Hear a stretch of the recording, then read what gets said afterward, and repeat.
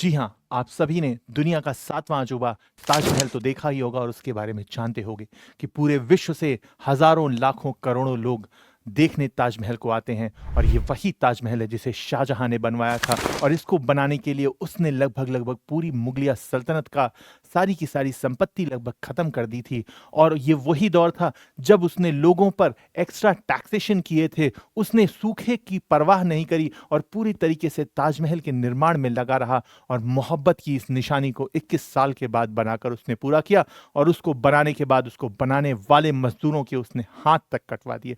वहीं अगर मैं भारत की एक मशहूर दंपत्ति की बात करूं तो शायद शाहजहां की एक कहानी फीकी पड़ जाए। जी हां, मैं बात कर रहा हूं दोराबजी टाटा की, जो कि जमशेदजी टाटा के बेटे थे। दोराबजी टाटा ने अपनी शादी मेहरबाई से करी थी। जी हाँ, मेहरबाई जो बहुत ही खूबसूरत महिला थी, एक अच्छी हॉर्स राइडर थी, टेनिस प्लेयर थी और खेल-कूद में बहुत आगे जाती थी। और उसी सब को ध्यान में रखते हुए दोराबजी टाटा ने भारतीय ओलंपिक एसोसिएशन का पहली बार उन्होंने गठन किया और उसके अध्यक्ष भी रहे और इंडियन इंस्टीट्यूट ऑफ साइंस भी दोराबजी टाटा साहब ने ही बनवाया था। और वहीं अगर मैं बात करूं तो दोराबजी ने अपनी पत्नी को एक बहुत ही नायाब तोहफा अपने विवाह के उपरांत दिया था। 245 कैरेट का एक डायमंड उन्होंने अपनी पत्नी को दिया था और उसके कुछ समय बाद जब पहला विश्व युद्ध हुआ और उसके बाद भारत की स्थिति बहुत खराब हो गई, ऐसे में दोराबजी टाटा की फैक्ट्रियां भी बंद होने के कगार पर आ गई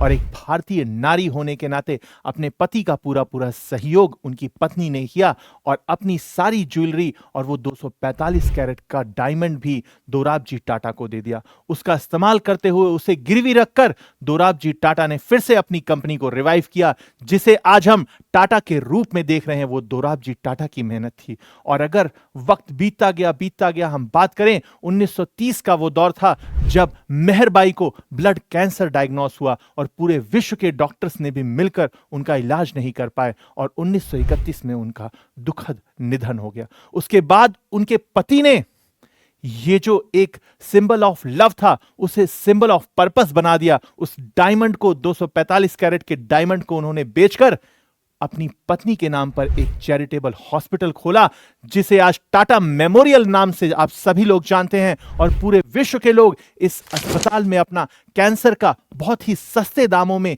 इलाज कराने आते हैं। और इस प्रकार की बिल्डिंग और इस प्रकार के अस्पताल चैरिटेबल हॉस्पिटल बनाकर कहीं ना कहीं दोराबजी टाटा और उनकी पत्नी ने अपना नाम इतिहास के पन्नों पर अमर कर लिया। और कहीं ना कहीं अगर हम ताजमहल से इसका कंपैरिजन करें तो ताजमहल की संगमरमर की चमक इसके सामने फीकी पड़ जाएगी।